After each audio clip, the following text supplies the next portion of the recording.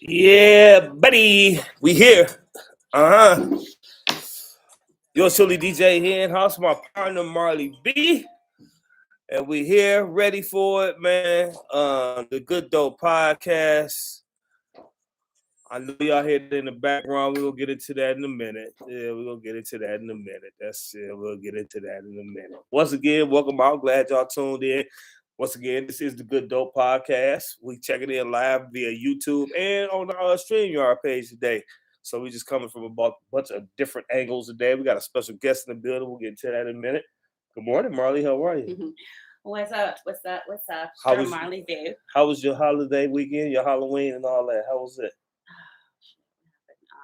I don't even remember the weekend. You know how that it was a blur. You know how that go. Like, it's so much going on in the weekend. You forget, but it was good.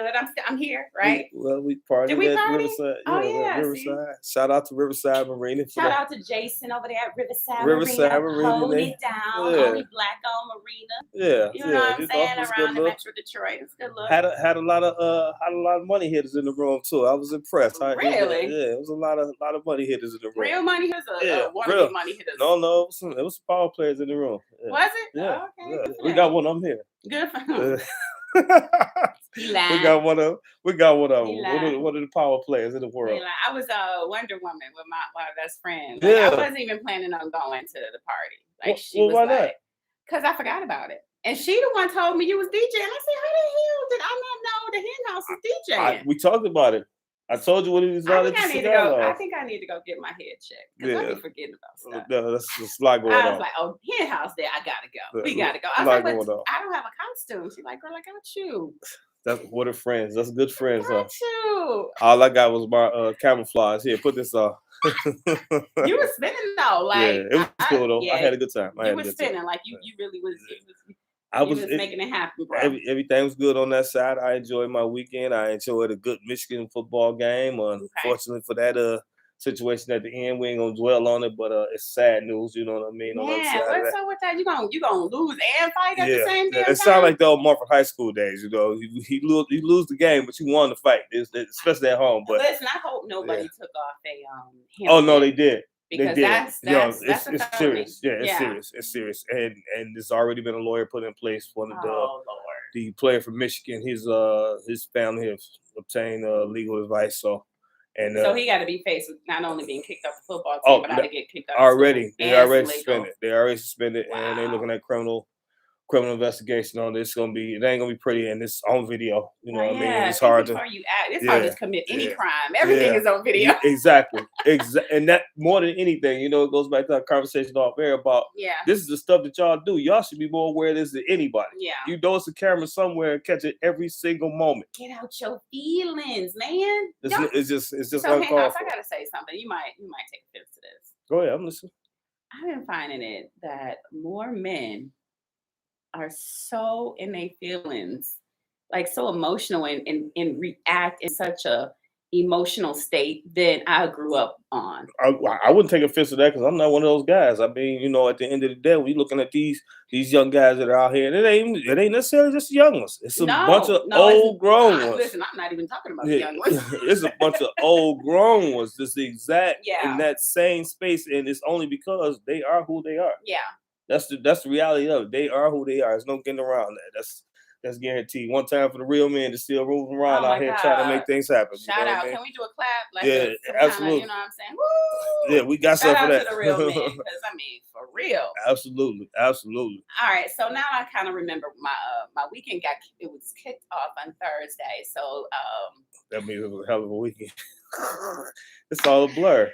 So what is it called? Prime 29? I want to call it D Prime, but D Prime is in the MGM. Okay. So Prime 29 and West Bloomfield had their VIP 10 years of excellence celebration. That was kind of fun. Okay. That was fun. All right. Yeah. Sound like a high-end event. It was cute. It was good. It was a dope event. It was something like I would do. I miss doing stuff like that. Okay. Understood. Yeah, it was cool. The only thing I didn't like, and I probably shouldn't say it because I probably won't get another invite, so I'm gonna keep that to myself. Right. But it was we good. Don't want you to be cut off. I want to be cut off. So yeah, it was a good event. So I've never really had dinner there though. Okay. Have you ever been to? Nope. It's right by Churchill's in West Bloomfield. Okay. How was the food? Food was good, spectacular. How was the service? It was good. Okay, well then it's a win. The ambiance was good. Everything was good. Those are the main things to me. Is the service good and the food good. I can deal with everything else. So I went to sleep at about 2:00 working, woke up at about 6 working. And the first thing I woke up to was your man's. Yeah, unfortunately, huh? Bad news. We were informed early this morning that we lost Takeoff from the group Migos. So was killed in Houston, Texas. Yeah, so they were gambling, right? Like yeah, at it a was a dice bowling game. alley, right? And so literally all he did, from what they say, is he just stood up to see what was going on, absolutely. and then the bullet caught him. Yes, it wasn't meant for him. Yeah, but exactly. It wasn't meant for him. He was, and actually, what they're saying is, it was probably someone that was in his entourage that actually was the one who fired the shot. And can you imagine how he feels right now? Oh, of course. But why are you shooting though? Like, what happened? Did you lose? Like, don't you know that that's what's going to happen if you're gambling? From what was said, and I did get a screenshot from, I would say, a reliable source. Let me see if I can find it real quick. Okay. That says basically, one of them was getting hit in the pockets pretty hard during the gambling. Let me try to find it. Let me see where it is. There it is, right there. All right. So, so Quavo was shooting dice, and he was getting his pockets broke off bad. So, dude had an attitude, and he tried to get. He was trying to shoot at Quavo. Well, it wasn't that he was shooting at Quavo. It was one of Quavo's guys that was with him. Quavo was actually getting hit as far as, he was losing. But dog, listen to what I'm saying. Let me finish it though. Let me finish it, because this is crazy. So, dude tried to had an attitude, tried to get aggressive with the wrong mob ties, N-word. They say they're not gonna name drop, and dude got off on his ass. Then someone jumped up. That's when everyone bunched up, and then shots just rang out. They were coming from nowhere. No one knew where they were coming from. Migos was just there. But long story short, they probably had a performance in Houston. Yeah, that's what they was. It was Jay Prince's son's birthday.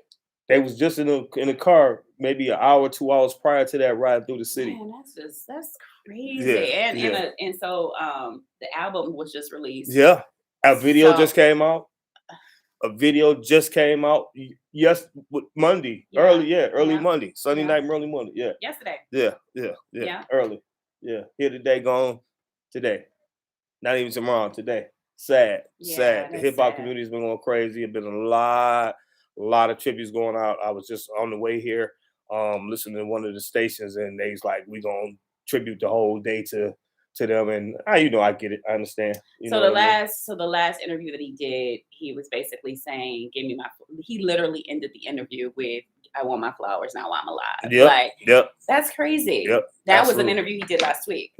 Yeah, that's crazy. So, all right, well, rest in peace. And rest in peace to Takeoff. I don't even know what that's like. Not even enough to say. Yeah, no, I mean, I'm saying, like, he has family, people who love him, and children. The bullet wasn't even meant for him. The bullet should have been meant for anyone. Let's just start there. Right, absolutely.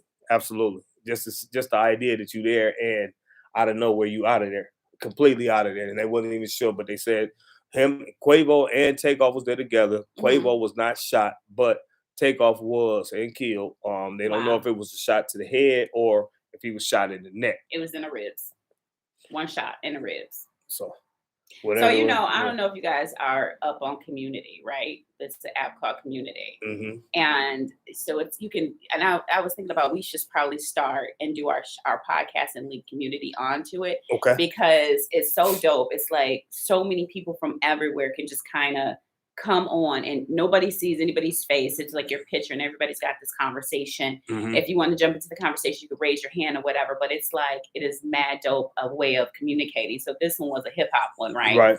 And so they were just kind of talking about, when you losing that bad, it'd be the ones that literally, they didn't really have it to gamble with in the first place. Right. So they just like, it's a slow walk back to the car when you know you've lost all you had. So I mean, that reminds me of how proof, you know what I'm saying? Like, absolutely. Just when you in those places and people just get ignorant. And you know what I'm saying? Like, we gotta be careful, y'all. Yeah, absolutely. Be careful. Once again, rest in peace to the boy Takeoff, man. Rest in peace. We're gonna make sure we get that boy his love out there for us. So definitely. It's time to talk politics. Man, we gotta get it in today, I promise you. So we got special guests in the building today that's gonna be speaking to us live. Yeah. He is the city council president and pro tem. HP. And stand by, we'll be right back. Mr. CLYBURN. All right. Mike Loomis. All right, yeah. And we're back to the Good Dope Podcast with your girl, Marty Libby. Yo, Shirley DJ here in house. And our special guest, Yes, sir. CARLTON D. CLYBURN, City Yes, sir. Council President. Yeah. All right. Mr. CLYBURN, how are you, sir? Excellent. Appreciate y'all. Listen, man. I'm sure Marley got a bunch of questions. I got a bunch of questions. You ain't got a lot, do you? We're gonna get We right we got to into get it. into it. So Let's do it then. First and foremost, if you would introduce yourself to the people out there so they'll be familiar with you. All right. I'm CARLTON D. CLYBURN Jr., City Council President and Mayor Pro Tem for the City of Highland Park. All right. So tell us, what does that even mean for the people that, we're going to just kind of backpedal a little Gotcha. bit, for the people that don't really understand what a city council president for a city means. You're not only a part of the team as a council member, but you're the president of the city council. So what does that mean, and what are some of the real challenges that you? That's a great question. And before I get into it, it's important that people start understanding what different positions are. Yes. When you're going out to vote, you got to understand who you're voting for, why you're voting for them, and the roles that they're going to be playing. Right. So as city council president, city council period is the legislative body of the government. Okay. So the mayor is head of the administrative body. Right. So the legislative body is in charge of the laws, ordinances, and the. Okay. So as the top legislator, my role is to chair the council meetings. Okay. And when you talk about challenges, it's a lot of times you got to play referee. Mm-hmm. It's a lot of pulling and tugging. So Let me interject real quick. So when you say play referee, you're playing referee between the legislative body and administration, or the legislative body and the community, or a little bit of all of it? all of it, Okay. all of it, because so the city council meetings are designed to run the business of the city. Right. So as the chair, that has to be in order. Okay, so by the time I get to the meetings, I do a lot of prep work. Right. So I'm familiar with, I ask the questions I need to ask so I can have the meeting flow as smoothly as possible. I also work to make sure that my colleagues have all the information that they need. Okay. That's what I attempt to do. Okay. Whether they, Read it or not. Yeah. but they have the information. Okay.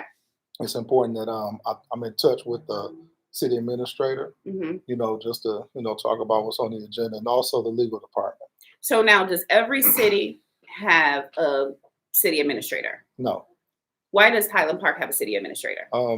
Back in 2014, Mm-hmm. the city was, either we could have took an emergency manager, Yeah. or along with a city administrator. Mm-hmm. So we chose along with the city administrator, and that person is in place as long as we have this loan to make sure our finances are what they need to be, and this person reports directly to the state. So you guys, so the city of Highland Park has a loan that needs to be paid back, but then there's also been various lawsuits as well.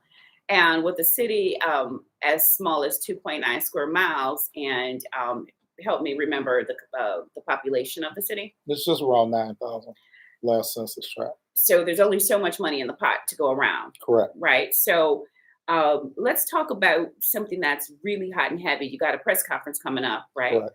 Yep. With talking about GLYWA and the water issues and all of those things. Can you bring us up to date about what's going on with that?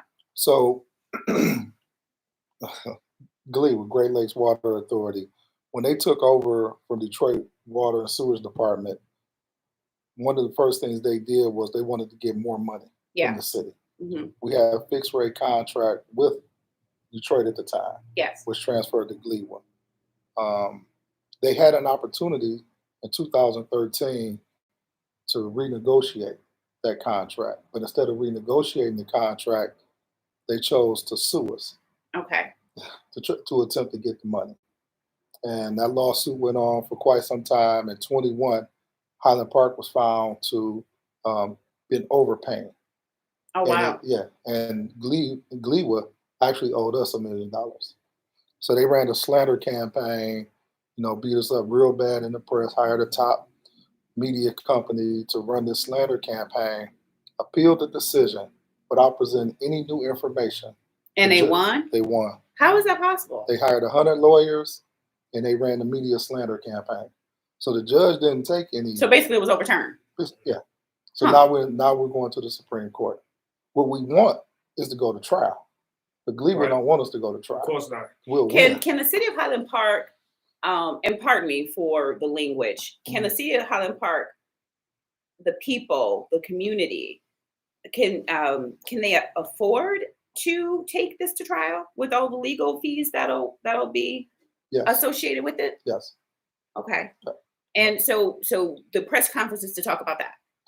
So one of the things that the city has to do because of all this unfair and racial injustice that we're going through is we had to do a program called 50 Started Today. Okay. So for 15 days, we're giving delinquent water users a chance to come in and pay 50% of their bill to make it current. Because right now we do have a judgment where we have to pay Gleewood some money this month. So we want to collect. We got about $4 million out uncollected.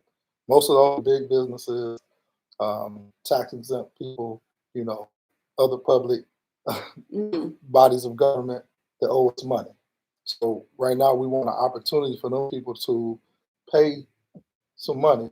So we have something we can continue fighting the Gleewood battle until we're able to go to trial.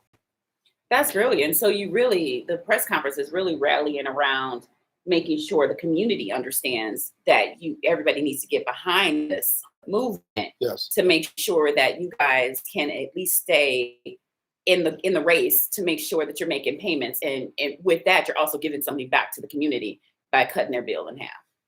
Yes. And what we need to understand is that we have to pull together. So it's one community. Yeah. So the businesses, the faith-based, the residents, we have to stand strong because, this the other day, somebody came to town talking about they want to pay off our water debt. We don't have a water debt.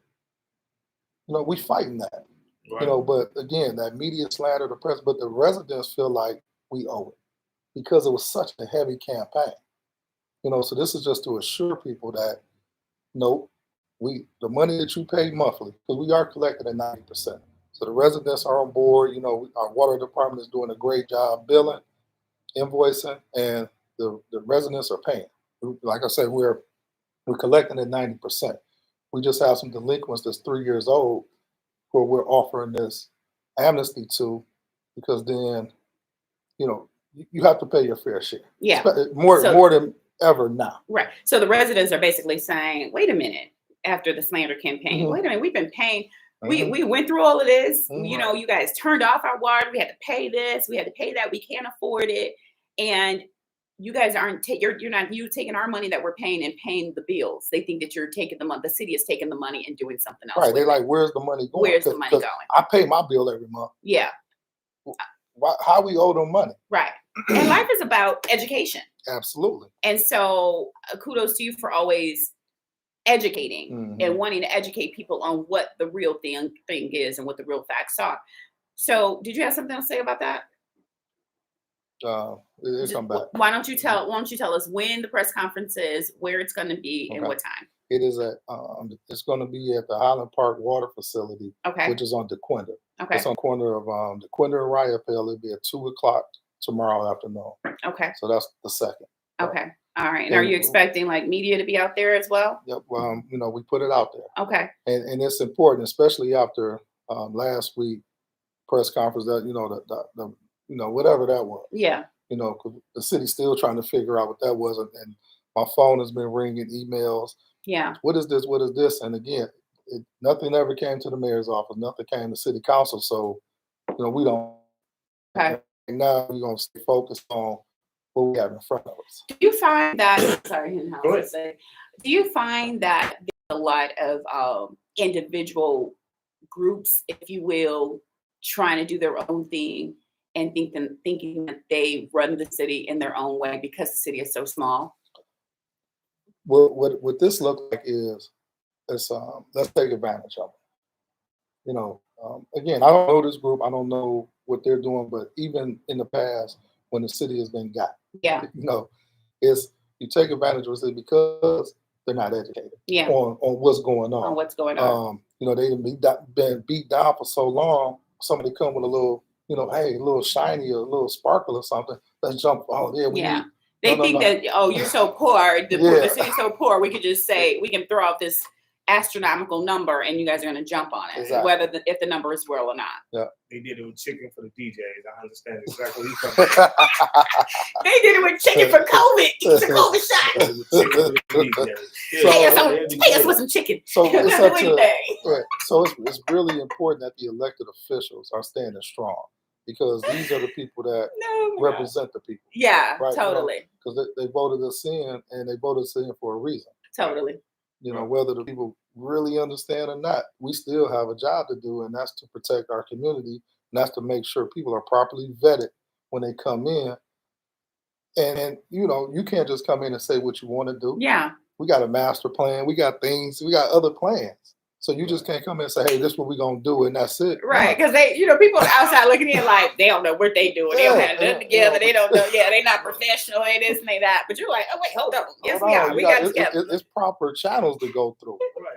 Well, let me ask you that. We kind of shifted gears here. I want to talk about your campaign. Okay. Right. Mm-hmm. My first question to you is, what in your mayoral campaign do you feel is the strongest point for you versus, let's say, the other candidates? My experience, my vision, my resources, my team. Tell me about your experience. Okay, so I've been working for the city for over 10 years. And my role at the city was code enforcement. And code enforcement is huge, because what code enforcement did was it gave me the opportunity to go into the community. Yeah. So I'm block by block talking to residents, seeing, hearing, and when developers come in, they come to me. Mm-hmm. When people are building, they come to me. Mm-hmm. So I'm like that first line of defense. Yeah. So anybody that came in and want to buy property, bought property, they all seen me. So I've built relationships. Yeah. But and I see and I know, and I kind of was able to weed through some of the good, some of the bad. That's huge. But before that, I was working in the community, through service organizations. So even before that, I have my youth programs. I'm working with the seniors. I'm working, with community action organizations. So all of that led me to this, because when I first started building and working in my community, I had no thoughts of running for anything. Mm-hmm. I wanted to be a community active. I wanted to make sure my babies was good. And I call my babies the seniors and the children. Yeah. Because those are the most. That is the community. That's the community. Those are the ones that can't fight for themselves. And so many times we overlook the children. It's like even not like nobody talking about the children. Even with the schools, okay, schools are important, but let's really, really talk about the children. Schools is one part of it, but you got out of school time. Let's talk about that. That's where the children really make their bones, whether they're going to be bad or good, is the out of school time. Yeah. And that's important. I mean, that needs to have constructive activity, and that's huge. So everything got to work together. So working with the youth at that capacity really drove me to this.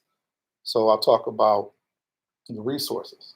I've just through my experience and in my other fields, I've built very good relationships with a lot of people. Mm-hmm. So I have relationships at every level of the government, mm-hmm. DC, Lansing, the county, and it's about pulling, and people are ready. Yeah. It's about sitting down at the table, pulling these resources together, being that voice and promoting my city. I'm a promoter, I'm a marketer. Highland Park is a brand. Yeah. This municipal corporation that needs help. But we're good. You know what I'm saying? It's like 2.97 square miles. We have everything we need. We just got to reach out, grab it, put a plan together, sit down, and move it forward. And I love that you said that, because Hen House, we were talking about it on one of the shows. I don't know, it could have been as early as last week, where we were saying that you have to have relationships with your governor. You have to have relationships with the city of Detroit's mayor, Everybody. and Hamtramck mayor, and every other mayor in the city. And you have to understand, sometimes just making sure that you're available and to the resources, that it could be something that they can give to you as a city, something that they want to see you benefit from, something that you can partnership on for the betterment of both communities. When I took office in 20, even before that, you know, by me being approachable or in the different circles that I'm in, people were excited. People were excited. Said, "Man, you know, Highland Park. Look, I was going into rooms where there was already a plan for Highland Park. Outsiders. It's like, you know, I was with RTA. It's like, what's going on? It's like, well, we can't get in touch with anybody in Highland Park. They know we can't get anybody from Highland Park to the table, but we got all these great, we know we got resources, we got this, we got that. I said, okay, we're going to get to that. So in 20, when I took office, and I started going to the different conferences before the pandemic, you know, I was doing all of the MML conventions, the SIMCOP, with MML's Michigan Municipal League, the Southeast Michigan Council of Government, you know, and I'm in the room, and when they see Highland, they say, Highland Park, somebody from Highland Park here? And I said, I mean, it was like, wow, you know, at the end of the events, there was a line of people to talk to me every time. Yeah, and I've experienced that before. And they had great stories like, well, my grandfather was there, or my brother from there. You know, we got this, and, you know, I remember this. I mean, it's like great athletes, excitement. Actors, actresses. You know, it's excitement, and people really want to see Highland Park return. Of course. Of course. You know, but it's going to take the right team to make that happen. And that's what I bring to the table. That, I mean, I have the temperament for it. I have the education for it. Like I said, I have the team for it. And we're ready to move this thing to the next level. All right. Just in your elevator pitch, for the people that don't know, that will be looking and listening to this podcast and being so impressed with even what you've said thus far, 30-second elevator pitch of what Highland Park used to be. It was the birthplace of the middle class. It's where we put the world on wheels, and we had a world-class educational system. People was leaving our schools, being able to have careers. We had, if you lived in Highland Park, you went to college for free. Our Highland Park Community College, we still had a charter from K through 14. So Highland Park was the model city, period. I'm proud of you. And you did that so well. Yeah, that was interesting. If I'd have asked you that question 5 years ago, you'd have been like, wait a minute, let me ask you this. What do you think the concern is for the citizens of Highland Park right now? It's the water. It's the battle we're leading. Determine our future. You know, it's a couple different ways it can go. But if people really don't understand what's going on, what the real plan is, this is racial injustice at its finest. This is a land takeover. So let's say Gleewood wins. Let's say Gleewood get to do what they want to do. So now we have a Wayne County Land Bank in Highland Park, right? They own tons of property. We have a state land bank. Tons of property. We'll have a Gleewood land bank, because what this would do is they will be able to put levies on people's homes, and they will be foreclosing on people's homes and businesses. And then that means that the city of Highland Park has this much stake in the game. It's gone. And with this much stake in the game, people, that leaves you no negotiating power, no leverage at all. Because now we have no tax base. Yeah. We're done. Yeah. You know, and that that's criminal. Yeah. You know, that's criminal. It should be. So here is what I want to say, if I may, House, just for a second. And I know you got to go, but this is so good, and I have such a huge heart for the city of Highland Park. But here's what I want to say. I want to say that when you're voting people for someone, when you're trying to put somebody in office, you need to understand that they understand what the problems are, and they have a clear and precise plan as to how to fix them. Exactly. Because if you just elect someone off the love in this position for the city of Highland Park that has no clue, no way of fixing relationships, no know-how, and just doing it off the sake of wanting to have that name and that title, but don't know how to actually physically, mentally, and resourcefully say, you're not only hurting the city, but you're participating in the city being taken away from you and your children. And your children. That's the part of it right there. It is, for me, and a disclaimer. Yes, I am a part of the committee, but in the same token, when I sit back and I'm looking at the other individuals that are involved in this situation, and we talk about who's actually in place, right now to pick up. It's no different than Barack Obama just said a couple of days ago on stage. Do you want to put this guy in office, or do you want to put this person in office? If I'm gonna take a choice between, if I'm going in here and I'm playing football, you gonna ask me to run the city, or I'm gonna run the football for you? Right. Those are your choices right now. Right. To me, for the city of Highland Park, there's no way in the world you get past the idea that here's your council president, Mayor Pro Tem, that's already on the day-to-day information of what's going on throughout the city. Yeah. He's not only that, the top legislator. Not only that, what I've noticed so Detroit is such a big city, right? So you got people I'm from Detroit, I die hard for my city, I die hard for Detroit. But it's cities like Highland Park and Ecorse and Inkster where the people that live in Highland Park, you're fourth generation? Fourth generation, yep. My people and you're still there. I mean, you're still there because you would be the city council president, right. But you never left. You never wavered. You never said, soon as I get my education, which might have mind you guys, he's got one of the smartest men I know, highly educated, but you didn't take your degrees and run to Atlanta. Right. You didn't take your degrees and run to DC or wherever, Houston or wherever everybody else is going. You wanted to stay in your community. This is some of the most fulfilling work I've done. Not monetarily, of course. Right. But I was gonna say that. Yeah, I took a huge hit, but it's fine. I was gonna say because that. It's about when I was, in my careers in the world, I did well. I got to see some things. Yeah, you've been there, did that. Yeah. Now it stopped being fulfilling for you. Like to have the opportunity to rebuild your community, the community that raised you, that set your foundation. It's huge. It's one of the things like, so for the youth programs, when I first started working with them, I sat back, I said, damn, we've been doing the wrong thing. We've been telling our people the way to make it is to get out your community. Got to get out, and that's what we've been championing. Like the way. So if we get all the good talent, good stock, we build them up to leave. Who rebuilds the city? Right. Exactly. I love that. So we do a 360. So what we've been putting in place is, and it's just a little tweak. So smart. It's called a 360-degree program. Right. You come in. You build yourself up, you go do some things, but you come back. You have a responsibility to come back and help the next year.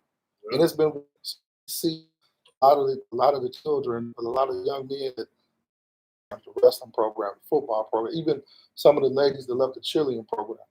You go back to the programs that are still going on. You see them. Now they're coaching. Now they're telling us, and I've heard some of the youngest like, you know what? One of the biggest mistakes I made was this. When they say that, you got to listen to them. So coming from somebody that more relatable, these people are in their 20s. We're in our 40s, 50s, whatever. They're like, yeah, whatever. You don't know nothing. Because for whatever reason, children think like we don't know anything. Right. Same as we thought about our parents. At a certain level, right? I give you that. Yeah, absolutely. But when you get somebody like this that maybe played in the league for a couple years or, was a standout in college, and now they right there in their face where they, more relatable. Ain't nobody see me in the programs play college football. Right. You know what I'm saying? We used to have old school net rolls and stuff, but they actually seen these guys playing and active and doing their thing. Now they right here. Like, I was like, I played, I played right here. I live right here. My people still right here. Right. This is what you need to be doing. They're going to listen to them a lot more. Yeah. Right? And that's what it's about. So we got to start building those gaps. Now, let's move into politics. Right now, Black folks is in trouble. We have no representation. Period. And I look at it as that's because we didn't do our due diligence to make sure we was building up our youth to replace us. We can't keep doing that. Facts. So we have to make sure that the 20-year-olds, the 30-year-olds that's, becoming aware, we let them know, hey, it's important for you to do this. It's important for you to know what's going on. It's important for you to take responsibility for your community and run. Do some, get involved. Get on the committee. Get on the board. Learn something. You know, that's so important. You know, and that we just got to start changing the narrative. Because if we don't, I don't know where we're gonna be. Right. And that's true. I literally just, I mean, I feel so bad because yesterday I went to DSLA, Detroit Service Learning Academy, which is one of my clients. Shout out to D'Angelo Alexander, who's the school principal and leader and all of that. And he just sent me a message like, hey, I need some help and with some trunk or treating, if you can just come. And so I went, but y'all don't know this. So I went and the freeway was blocked off there right on Gloucester and 7 Mile. Mm-hmm. So 96 was blocked off, so I was detoured, and then I finally got on the right road. So I grew up in 2 neighborhoods in Detroit. My grandparents lived in the Boston Edison district, and I lived there part of my life. But my parents, we grew up in the Brightmoor district.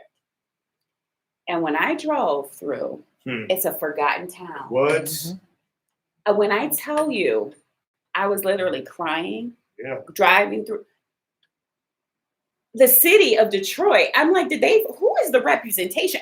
And that's something I said I was going to do today because I'm like, who's repping this area?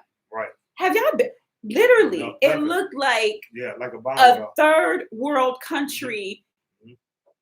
It is so awful. Mm-hmm. It was pretty when I lived over there, but that's when the crack epidemic first started, like really becoming really bad, and we moved out of the area. Yeah. But when I tell you, it's like a forgotten town, and so how does that? So it's like for me yesterday, all I kept thinking about, and when you're talking about your community, I want to do something. I want to go over and do something to rebuild it up because it's like nobody cares. Well, I mean, we had a point where we at that age where you got to go back and look at that stuff because, like, we think about these historic buildings, these neighborhoods have history to us too. It's nothing but burnt up everything. Yeah, absolutely. So I mean, you're right. So it's like, and I'm at fault. Right. I grew up and I moved away. I mean, not out of Michigan, but we out of my town. We came up under the same thing that he was just talking about, which was get grown, get out of here so you can help and come back. So now, and that's a great point because so now that I saw that, it's my duty. Now that I know, it's one thing when you don't know what you don't know. What you don't know, right? But when you know what you know you need to do, and I know I need to go back and do something, whether it's just take a food bank over there, grab up some kids and take them some, I don't even know. Right. But whatever it is, if anybody's once we put this out there watching, I want you guys to, if you guys have that same sentiment, like we have to do something with that Brightmoor community as well. Now I do hear some things getting ready to happen over there. But it's not one or two things could happen because it's a whole lot. It's a whole lot of work needs to happen over there. But that's to be said about the east side and the west side. I mean, we just throughout the entire city. But again, we just at that point where we need our communities more than ever to kind of everybody get tied in because that's and we need to share information. Yeah, absolutely. So so that's another thing when I go to these conventions, I'm able to talk to different other elected officials, like what kind of issues you got? Mm-hmm. How did y'all face them? What you going through? Or what didn't work? What does work? So when you start, well, you know what, we got this program. So I'm in touch with the mayor of Saginaw. Me and the mayor inked the real tight. So we communicate. Right. Hey, be on the lookout for this. This is coming down the pipeline. Right. Absolutely. You're a part of the network. And then it's up to the elected officials to make sure the community gets it. So now we got to champion and be the biggest promoter and cheerleader for these resources for our communities. Would you agree that that's a part of transparency and that's something that you will bring to the administration? Absolutely. Listen, absolutely, because I need residents to know what's going on. I need business leaders to know what's going on. I need faith-based leaders to know what's going on. And we all need to sit at the table and talk about it. Right. Absolutely. Because they have resources, they have wants and needs. So you're saying that ultimately, at the end of the day, you step into the mayor's office and that day one, you opening up the olive branch or you extend it to the faith-based networks and the other stakeholders of the city saying, hey, let's sit down and let's make this thing happen. Well, I've already started doing it. Okay.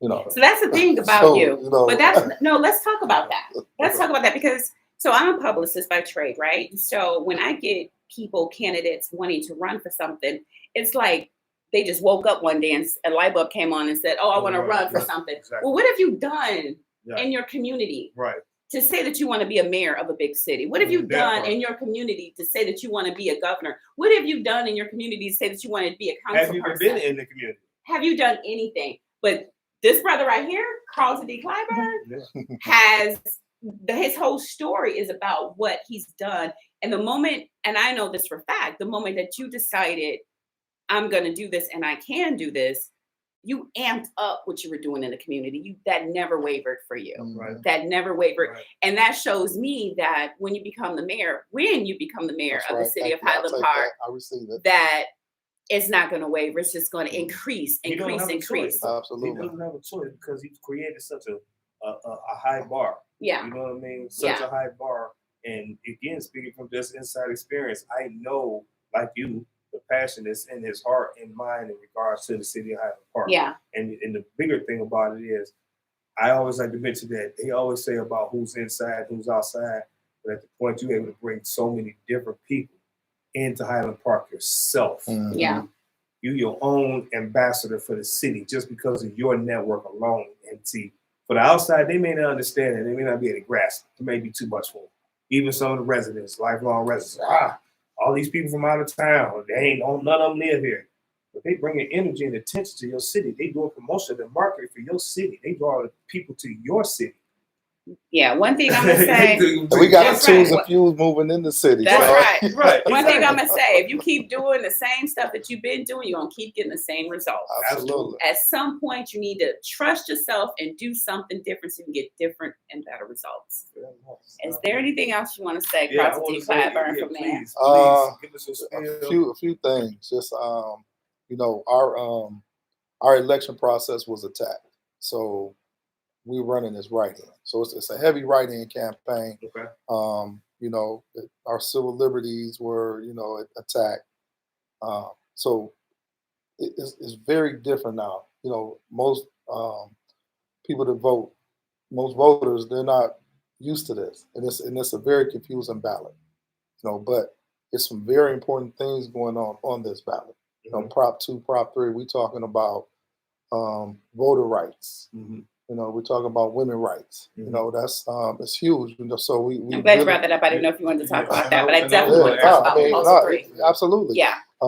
We have an opportunity to place a Black woman on the Supreme Court. Absolutely. I mean, that's huge. I mean, this election is really going to affect what goes on in the next presidential election. Mm-hmm. It's going to affect our children. It's going to affect our communities. Yeah. And I want to say I had went to an awesome event yesterday. Senator Ollier and County Exec Warren Evans brought in Senator Cory Booker, and the message is, the Black male vote. Okay, Black women been holding it down. The queen warriors that you have been holding the community down for as long as you have. It's time for Black men to step up and stand at your side and vote and retake power and control of the community. Because for years, I mean, just sitting in that room with all the awesome people, Senator Bullock, Tyrone Carter's, the Marvin Bees, I mean, all of these people in the room. And it was a great room. It was an awesome room. And the message is Black men can change a lot. It's across the country. Cory Booker right now going across the country talking about the power of the Black male vote. Mm-hmm. Because right now everybody know the Black woman's going to vote. Mm-hmm. The Black woman's going to stand strong. The Black woman, the Black man has to step up and stand with the Black woman now to regain control of our civil liberties and our communities. Yeah. And that's, we got to do it, fellas. Right, absolutely. We got to do. We got to join our queen warrior women. Oh, in more ways than one, honey. Let me tell you. I know. I heard the beginning of that. That's a whole. I got things to do. We could be here all day talking about that disparity. Because woo-wee, I don't know what's going on. It's like almost I went to sleep and woke up and everything was different. Like I couldn't have went to sleep for that long. But that's so interesting, and you're right. We could talk about that all day because everything is different. Completely. It makes you feel like it makes you feel displaced. It do, like. Yep. All right, I'm gonna keep waking up as long as you let me. Like, But I don't know where I'm going. Where am I? Like, what's happening? Yeah, but let me ask you this. As far as the campaign is concerned, let our people know where they can contact you at if they got any questions, if they may want to donate to the campaign. I don't know if you're still in that phase. Absolutely. Fundraising is the mother milk of politics.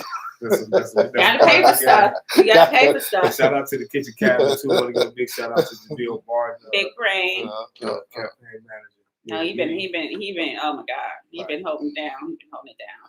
So, give me information. So we do have a website. It's www.CLYBURN4HPmayor.com. Say it one more time, nice and slow. Oh yeah, I was gonna spell it also. Okay, cool, beautiful. We need that. I was gonna say it. I was gonna say it. I was gonna spell it. I was gonna say it again. He was gonna do the 3-pronged approach. I remember I'm educated, baby. He know marketing. It's a 3-pronged approach. First, you gotta say it. Touch it, Yeah. So it's www.CLYBURN4HPmayor. That's www.CLYBURN4HPmayor.com. www.CLYBURN4HPmayor.com. I would understood the assignment, but I don't even want to stress you on that. All of my social media links you can get from the website. All right, there you go. That's safe. I got buttons on them. Yeah, there you go. That's safe. That's what we do. Well, for nothing else, you know how to market some stuff after all of this, right? You like the king of brands. Make it real simple, you know. It's they got experts for that. Yeah. Right. Also, listen. So we'll be on deck next week. We're gonna do the show remotely live. Yeah. So, follow you around for a couple, 2-3 minutes and so do the campaign tour. It's exciting, man. It's exciting. It's so exciting. I'm I'm telling y'all, I cannot wait. I'm telling y'all, I can't wait. I'm ready because it's like Christmas. You waiting for Christmas? And because the election process got so jacked up, right? We didn't have a primary, right? So it's like we've been going hard since March. Yeah. Right? We took a little break because of all the court cases and things of that nature. But it's like, okay, come on, in my team, I mean, it's like I can't say another problem because they've been holding me down the whole time. Mm-hmm. Without a victory at a primary, without that fulfillment midway through. Knowing that, like, we just, and then taking the hits and the shots, and we got love for each other. So when I'm attacked, they feel attacked, and it's now you got to play referee. Like, hey, come on, we just gonna stay focused, But it like to stay focused this long is a tribute. You know what I mean? It's like it's like I say, But that says a lot about your leadership skills to be able to first identify when you said you were going to do this, to identify that you needed a team, to identify there were some people that came and they left and they, whatever the case may be, but to identify that you needed a team, one, to keep the team that you've had from when you ran for city council. Yep, so 19. And to still be going strong running for mayor. Yeah, because we never stopped. Yeah. We stay active in the community even. And you're never going to stop. No. Even when you run for mayor, the same team is going to be still going to the senior buildings and the youth and the this and the community. So yeah, absolutely. And that's what it takes. You know how infectious Highland Park is. Yeah. You got a little taste of it that you put. Mm-hmm. You see my sign. What's the name of it? When the dope is good. The dope is good. The dope is good. Listen, I'm just waiting to come back because I'm waiting on my brother to win so I can get, because I still have constituents who calls me, like literally. So people, you inform people. Yeah. And people want to be informed. Yeah. One of the biggest things I learned in code enforcement is that they may not always want to, their problems or issues solved. They just want to talk to somebody. Yeah. Yep. And to give them an ear to be able to say, yeah, I can contact this person. And they got to be able to trust you too. Absolutely. Because if you're not a Highland Parker, they're going to be looking at you cross-eyed like, where you come from and what you want? I got that. You know what I mean? No, I'm true Highland Park. What you want? It's funny because so my I'm CLYBURN and the name starts. So as we out here live, like, who people? You know, when I say start, oh, the uncle this, or they remember, or my grandmother. So a lot of, even I was working for the city, and doing everything I was doing in the community. A lot of people didn't know. They was looking like, where did he come from? Like, like he's indebted in the city, But then when my grandmother passed in 2012, that's when people realized who I was. They're like, oh, you them. Like, yeah, like it's real, your cousin is such and such. Like, yeah, that's my cousin. I miss that though. Like that's where we're missing. Like that's why we feel so lost and disconnected. Yeah. Because of all of our people are they're kind of just displaced. Displaced. Mm-hmm. All right, well, thank you for coming on the Good Dope Podcast. I haven't interviewed you in so long. It's been such a pleasure. Yeah, it's been great. Yeah, it's been good. Thank you for coming on. Appreciate y'all. Yeah. November 8th. November 8th. Remember, Highland Park wins when you write me in. CARLTON, CLYBURN. Good Dope Podcast. I just got to make sure I get my weekly plugs in. Don't forget live from the Office Ultra Lounge NBA Wednesdays coming up Thursday night football at Craft Cannabis Club, and don't forget about the big bus trip coming up November 12th and 13th, going to Chicago. It's the Blues Cruise. We're not celebrating the Lions no more. Yeah, I changed the flyer and everything. Man, it's the Lions, baby. Lions strong. We're going to the Super Bowl. I'm get drunk.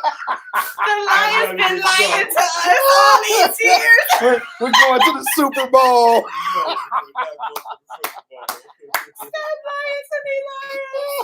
Y'all make sure y'all tune in next week for the Good Dope Podcast. You're truly DJ here in house, my partner. Hey, your girl, Mara Libby. We'd like to thank y'all for hanging out with us. Good night. Peace. Peace out. Enjoy your week. Mwah. All right. Oh, kind of shit.